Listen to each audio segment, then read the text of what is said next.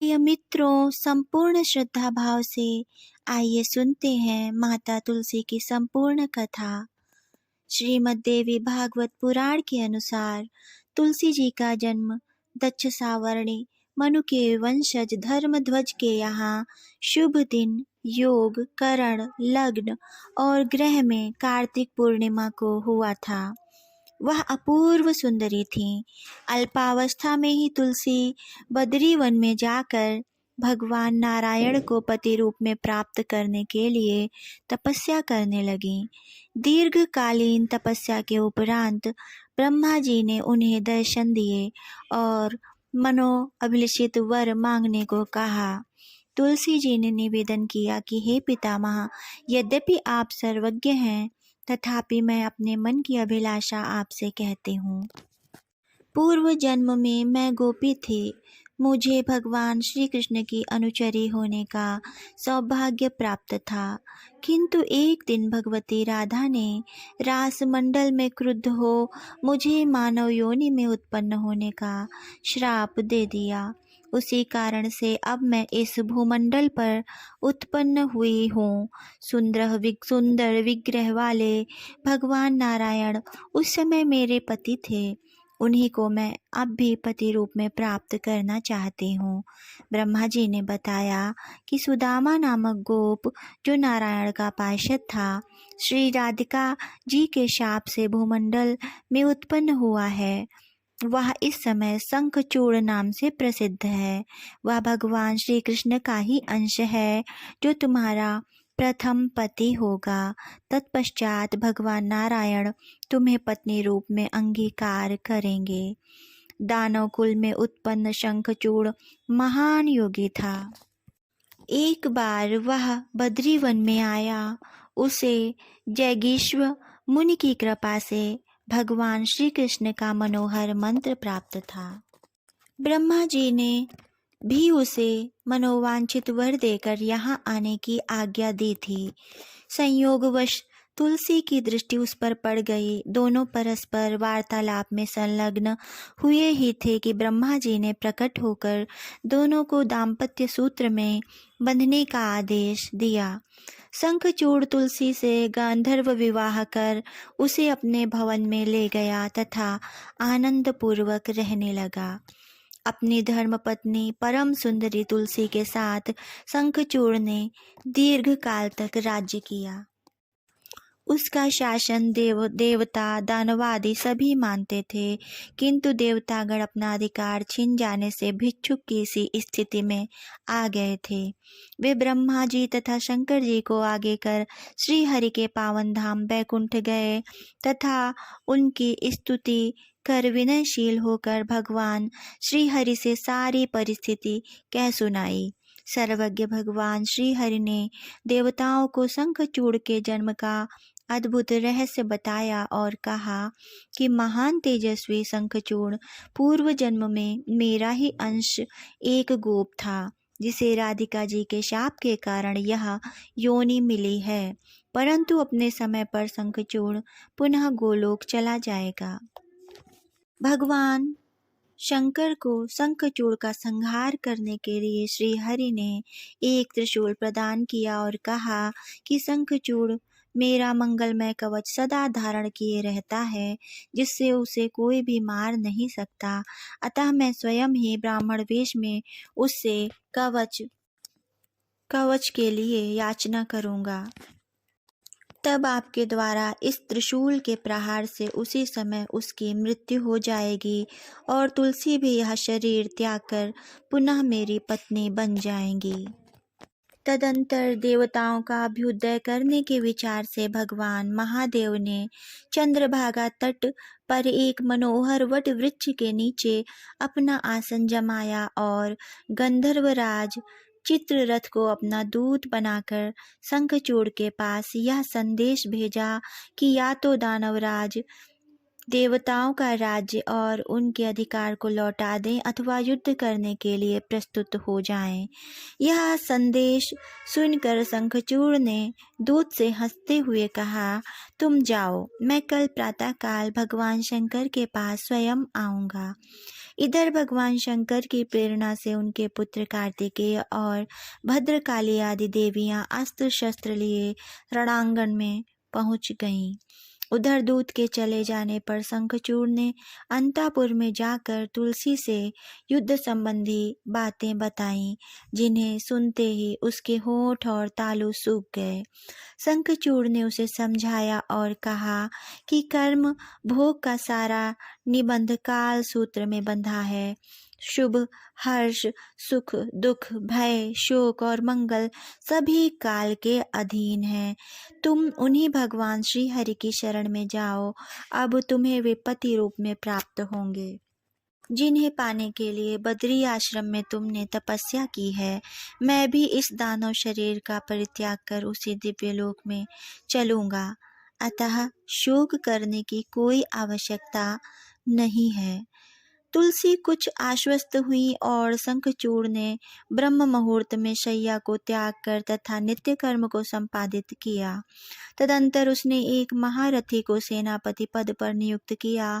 फिर वह मन ही मन भगवान श्री कृष्ण का स्मरण करते हुए उत्तम रत्नों से बने विमान पर सवार होकर चला। पुष्पभद्रा नदी के तट पर सुंदर अक्षय वट के नीचे उसने भगवान शंकर को देखा। वे योगासन मुद्रा लगाकर हाथ में त्रिशूल और पट्टिश धारण किए बैठे थे। दानवराज उन्हें देखकर विमान से उतर पड़ा तथा सबके साथ भगवान शंकर को उसने सिर झुकाकर भक्तिपूर्वक प्रणाम किया। शंकर जी के वाम भाग में भद्रकाली विराजित थीं और सामने स्वामी कार्तिकेय थे। तीनों ने शंखचूड़ को आशीर्वाद दिया। फिर शंखचूड़ ने भगवान शंकर से कहा कि आपको देवताओं का पक्ष लेना उचित नहीं है। आपके लिए हम दोनों समान हैं। हमारा आपका युद्ध भी आपके लिए लज्जा की बात होगी। हम विजयी होंगे तो हमारी कीर्ति अधिक फैल जाएगी और पराजित होने पर हमारी कीर्ति में बहुत थोड़ा ही धब्बा लगेगा। शंखचूड़ की बात सुनकर भगवान त्रिलोचन हंसने लगे और उससे बोले कि या तो तुम देवताओं का राज्य लौटा दो अथवा मेरे साथ लड़ने को तैयार हो जाओ, इसमें लज्जा की कोई बात नहीं है। इस पर शंखचूड़ ने भगवान शंकर को प्रणाम किया और अपनी सेना को युद्ध के लिए आज्ञा दे दी। युद्ध प्रारंभ हो गया। युद्ध में दानवों ने शंकर दल के बहुत से वीरों को परास्त कर दिया। देवता डरकर भाग चले। उसी समय स्वामी कार्तिकेय ने गणों को ललकारा और वे स्वयं भी दानवों के साथ लड़ने लगे। दानव सेना घबरा गई। तभी शंखचूड़ ने विमान पर चढ़कर भीषण बाण वर्षा प्रारंभ कर दी। फिर तो बड़ा भीषण युद्ध हुआ। दानवराज ने माया का आश्रय लेकर बाणों का जाल फैला दिया। इससे स्वामी कार्तिकेय ढक से गए। अंत में भगवान शंकर स्वयं अपने गणों के साथ संग्राम में पहुंचे। उन्हें देखकर शंखचूड़ ने विमान से उतरकर परम भक्ति के साथ पृथ्वी पर मस्तक टेक कर दंडवत प्रणाम किया। तदुपरांत वह तुरंत रथ पर सवार हो गया और भगवान शंकर से युद्ध करने लगा। लंबी अवधि तक दोनों का युद्ध चला, पर कोई किसी से न जीतता था और न ही हारता था। तभी भगवान श्री हरि एक अत्यंत आतुर बूढ़े ब्राह्मण का वेश धारण कर युद्ध भूमि में आए। उन्होंने शंखचूड़ से उसके कृष्ण कवच के लिए याचना की। शंखचूड़ ने परम प्रसन्नतापूर्वक कवच उन्हें दे दिया। इसी बीच भगवान शंखचूड़ का रूप धारण कर तुलसी से भी मिल आए थे। इधर शंकर जी ने भगवान श्री हरि का दिया हुआ त्रिशूल उठाकर हाथ पर आजमाया और उसे शंखचूड़ पर चला दिया। शंखचूड़ ने भी सारा रहस्य जानकर अपना धनुष धरती पर फेंक दिया और बुद्धिपूर्वक योगासन लगाकर भक्ति के साथ अनन्य चित्त से भगवान श्री कृष्ण के चरण कमल का ध्यान करने लगा। त्रिशूल कुछ समय तक तो चक्कर काटता रहा, तदंतर वह शंखचूड़ के ऊपर जा गिरा। उसके गिरते ही तुरंत वह दानवेश्वर तथा उसका रथ सभी जलकर भस्म हो गए। दानव शरीर के भस्म होते ही उसने एक दिव्य गोप का शरीर धारण कर लिया। इतने में अकस्मात सर्वोत्तम दिव्य मणियों द्वारा निर्मित एक दिव्य विमान गोलोक से उतर आया तथा शंखचूड़ उसी पर सवार होकर गोलोक के लिए प्रस्थित हो गया। शंखचूड़ की हड्डियों से शंख की उत्पन्न हुई वही शंख अनेक प्रकार के रूपों में देवताओं की पूजा में अत्यंत पवित्र माना जाता है।